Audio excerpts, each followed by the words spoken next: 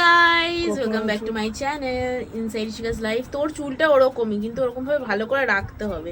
তুই ওরকম যত্ন করিস না বলে ওরকম হয়ে গেছে। তো গাইস আজকে আমি কিছুক্ষণ আগে এলাম ডাক্তার দেখিয়ে, আমার হাতের জন্য, এই হাতের জন্য আর এই হাতের জন্য। তো সেই অভিজিৎ মিশ্রের কাছে গেছিলাম, আমার ক্রাশ ডাক্তার। গাইস আমার কোলেকে শুয়ে আছে, দেখো আমি সোজা হয়ে ভিডিও বানাতে পারছি না। তো ডাক্তারের কাছে গেছিলাম। ডাক্তার আমার তো কেউ নেই যাওয়ার, আর কি দাদা যেত আমার সাথে, সকালেই নাম লিখিয়েছিলাম। ঠিক আছে, যাওয়ার এই ধর সকালেই নাম লিখিয়েছিলাম। এবার দাদা শরীরটা খারাপ করছিল বলে দাদাই যেত, দাদার শরীরটা খারাপ লাগছিল বলে আমি আমার বুনুকে বললাম। তো আমি আর বুনু গেছিলাম। এবার এই দেখো গাইজ লেজুর, তো গেলাম, গিয়ে তো ডাক্তার বললো যে এই হাতে যে এখানটা আমার ফুলে যায়, এই যেখানটা, বললো এটা অ্যালোপ্যাথিতে কিছু হবে না, ঠিক আছে, ফালতু ওষুধ দেওয়া হবে, কোনো কিছু হবে না।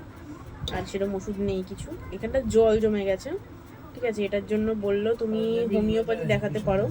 আর এটাকে এই যে ফুলে যাওয়ার জায়গাটা, এখানে সবসময় প্রেস করতে বলেছে জায়গাটাকে একটু জোরে জোরে। আর যা ডাক্তার চিপেছে গাইস, ঠিক আছে, আমার যা ব্যথা লেগেছে বলার মতো না, যত গায়ে জোর ছিল সব দিয়ে এখানে চিপে দিয়েছে। আর বলেছে যে হোমিওপ্যাথি দেখাতে পারো। আমি একটা কথা বলছি,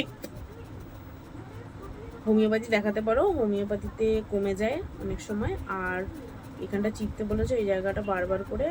আর বলেছেন যদি আরও বড় হয়ে যায় এখানটা, বা না কমে বা কিছু হয়, তখন এখানটা অপারেশন করতে হবে, আর কোনো উপায় নেই, আর কিছু করা যাবে না। আর হচ্ছে আমার ডান হাত, যেটা আমার এখনো ধরে যাচ্ছে, উফ,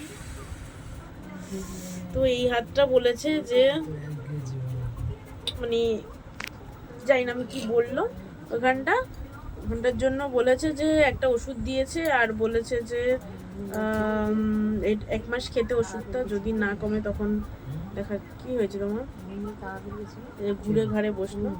তো দাঁড়াও গাইজ আমি এই হাতে, হ্যাঁ, তো এটা কার পা? হ্যাঁ, বললো যে এই হাতটার জন্য ওষুধ দিয়েছে একটা, এই যে এই ওষুধটা, এটা 1 মাস খেতে বলেছে। আর তারপর যদি না কমে তখন আবার দেখাতে বলেছে কি হয় না হয়। আর কিছু দেয়নি, আর বলে ওষুধটা খাও, যদি এই বা হাতেরটা যদি কমে যায় তাহলে তো খুবই ভালো। তো ব্যাস এইটুকুই বললো, আর কিছু বলেনি। তারপরে আমি এখন বাড়ি চলে এসেছি। তারপরে গেলাম একটু চা ফা খেলাম, দিয়ে এমনিতেই শরীরটা ভালো লাগছে না আজকে আমার, ঠিক আছে, ঘুম ঘুম পাচ্ছি সারাক্ষণ খালি।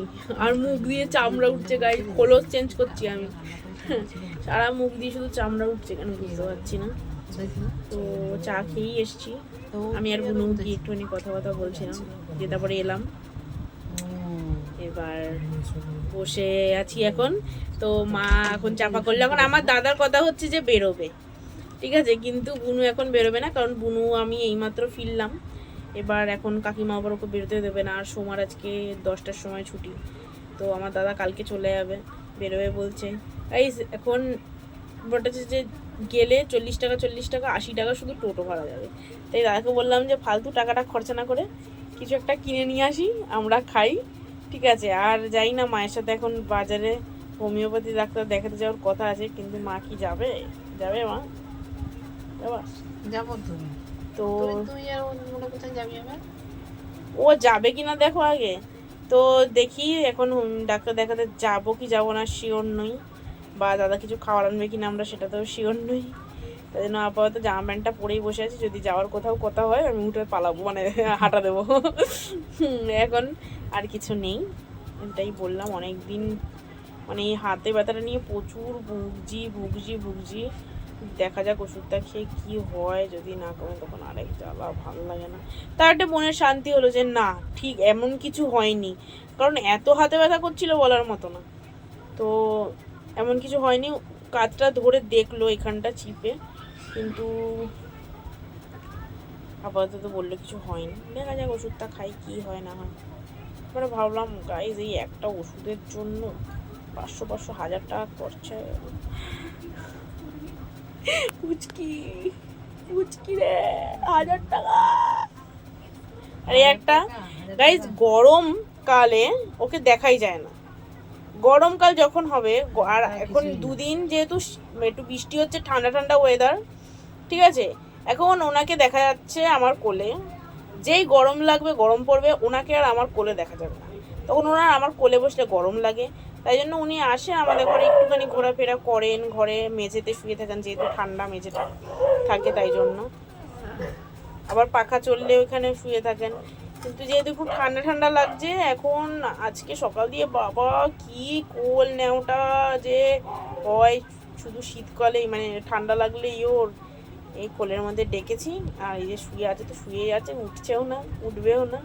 ওকে চ্যাংতলা করে একবার এই দিক করছি ওই দিক করছি, চটকাচ্ছি, ও তাও ঘুরে ফিরে এরকমভাবে গোল করে গুটিয়ে শুয়ে রয়েছে।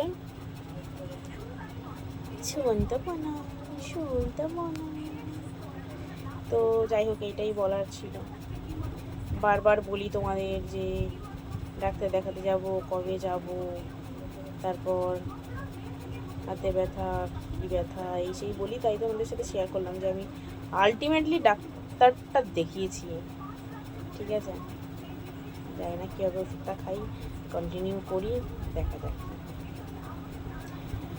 তো আর আজকে কোথাও আমাদের বেরোনোর নেই, যদি আমি হোমিওপ্যাথি দেখাই ডাক্তারে, ওই ডাক্তার কী কইলো সেটাও তোমাদের কইব, ঠিক আছে। আপাতত আর কিছু বলার নেই। আর আমার শরীর খারাপ লাগে, ঘুম বাজে, ঘুম। চলো নেক্সট ভিডিওতে দেখা হবে, আর এখন কিছু বলার নেই, শরীরটা ভালো নেই। দেখা হচ্ছে নেক্সট ভিডিওতে।